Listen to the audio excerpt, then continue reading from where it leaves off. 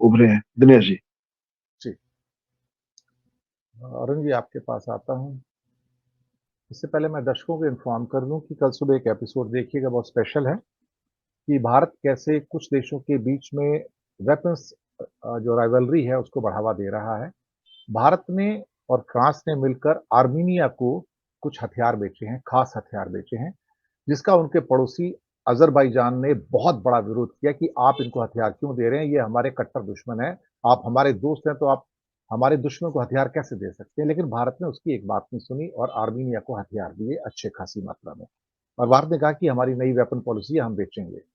लेकिन अजरबैजान ने एक ऐसा धमाका कर दिया, क्योंकि उनके पास ऑयल रिच है और काफी पैसा है। उन्होंने फाइटर एयरक्राफ्ट का ऑर्डर दिया पाकिस्तान को। लोगों को सुन के हैरानी होगी, पाकिस्तान और फाइटर एयरक्राफ्ट, जी हाँ, पाकिस्तान पिछले 10 साल से J-17 फाइटर एयरक्राफ्ट बना रहा है। अपनी वहां पर यूनिट है उनका, जो चीन का फाइटर एयरक्राफ्ट है। और साउथ एशिया में इतना बड़ा ऑर्डर आज तक किसी देश को नहीं मिला था जितना पाकिस्तान को अजरबैजान से मिला है। 1.7 बिलियन डॉलर का ये ऑर्डर है। ये अप्रोक्सीमेटली 15,000 करोड़ का ऑर्डर J-17 फाइटर एयरक्राफ्ट का पाकिस्तान को मिला है। अब जैसे ही ऑर्डर आता है तो वहां पे आर्मीनिया की ओर से आपत्तियां आती हैं और कुछ और आपत्तियां आ रही हैं। और एक और साथ में है कि जो मेरा एपिसोड आया हुआ है कि भारत ने अपना एक स्टेल्थ एयरक्राफ्ट बनाने का मिशन आज से 10 साल पहले स्टार्ट किया था। वो अभी पेपर पे ही है। और आज से करीब 4 साल पहले टर्की ने अनाउंस किया था कि मैं स्टेल्थ एयरक्राफ्ट बनाऊंगा। इस हफ्ते उसका फ्लाइंग भी हो गया, टेस्टिंग भी हो गया, और वो दुनिया का लेटेस्ट सबसे खूबसूरत स्टेल्थ एयरक्राफ्ट 5.0 जनरेशन। और ये एयरक्राफ्ट किसको मिलने जा रहा है साहब? ये एयरक्राफ्ट मिलने जा रहा है पाकिस्तान को। ये सबसे बड़ी खबर है। इंडिया के पास जो राफाल है वो 4.5 जनरेशन का, 4.5 4.5 जनरेशन का है। लेकिन स्टेल्थ एयरक्राफ्ट जिसका नाम कान है, KAAN, वो कान एयरक्राफ्ट 5th जनरेशन एयरक्राफ्ट, और जिसके अंदर सारी एवियोनिक्स हैं, वो अमेरिका की हैं और साथ में उसकी अपनी भी है।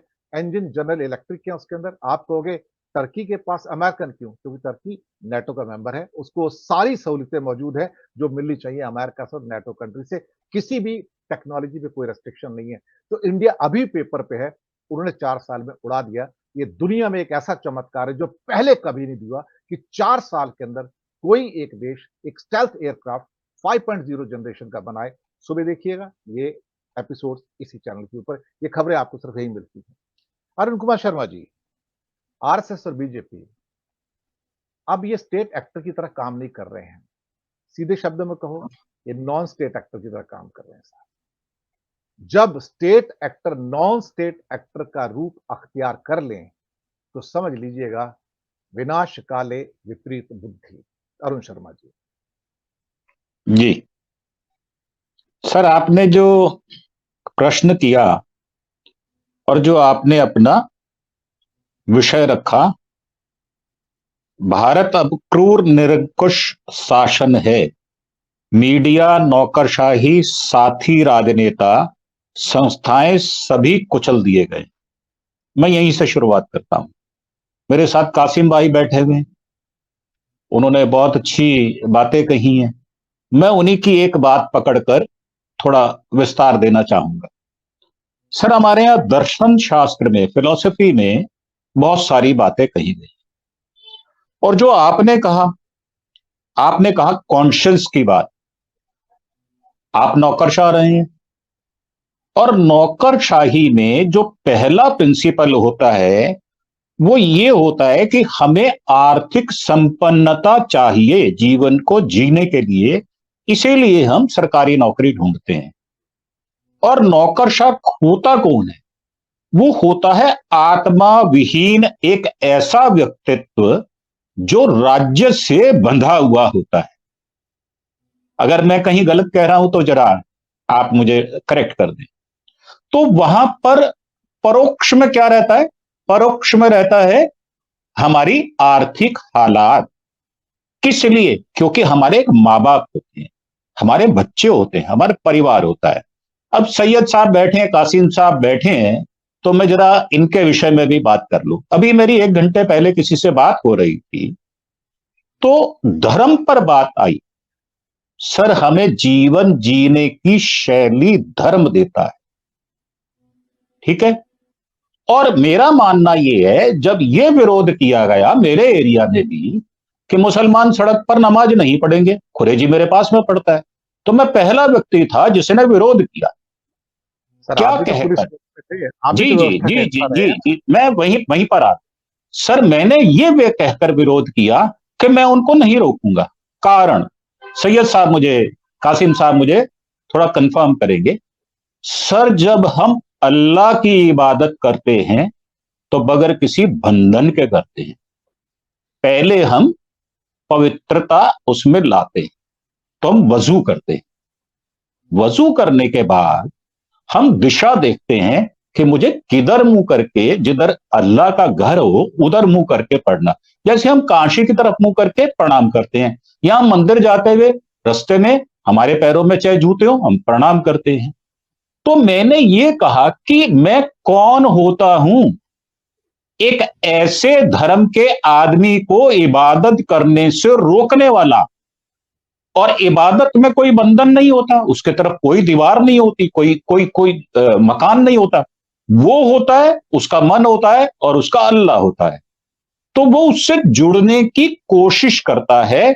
जो पाबंदियां इस्लाम ने उसको दी हैं, मतलब उसके धर्म ने दी हैं, मेरे धर्म ने मुझे दी हैं और उसके धर्म ने उसको दी हैं, तो वहां बंधन नहीं।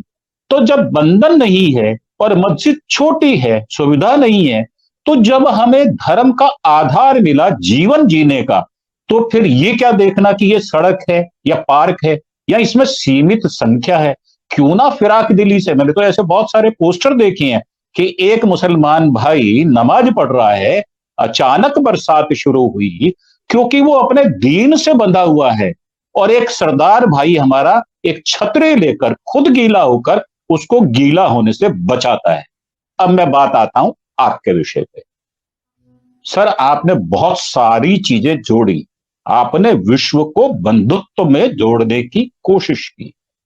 होता क्या है कि जब हमारा ब्यूरोक्रेट या नौकरशाह जब जुड़ जाता है किसी ऐसे राज्य की सरकार के अधीन जहां से उसको आर्थिक सिक्योरिटी मिलती है, तो वो जो कसम खाता है ना कि मैं कोई ऐसा काम नहीं करूंगा, ऐसी कोई सीक्रेसी नहीं दूंगा जो मेरे राज्य के खिलाफ जाती हो, मतलब चाहे वो आर्थिक सुरक्षा हो, चाहे वो इंटरनल जो हमारी सीक्रेसी होती है हम उसको नहीं देते।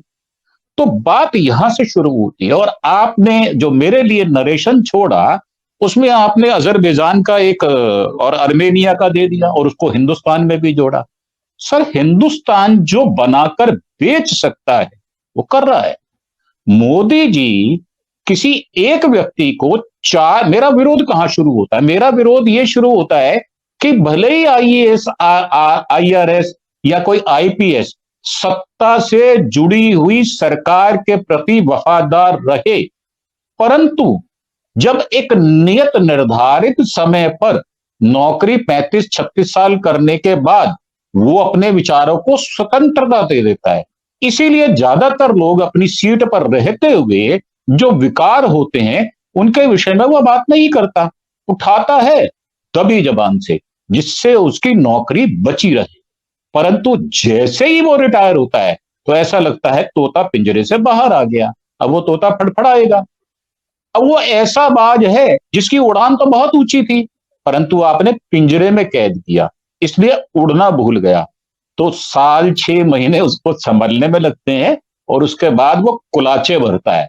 जब वो कुलाचे भरता है तो फिर वो राज्य को, सरकार को, राजनीति को, किसी बंधन को नहीं मानता।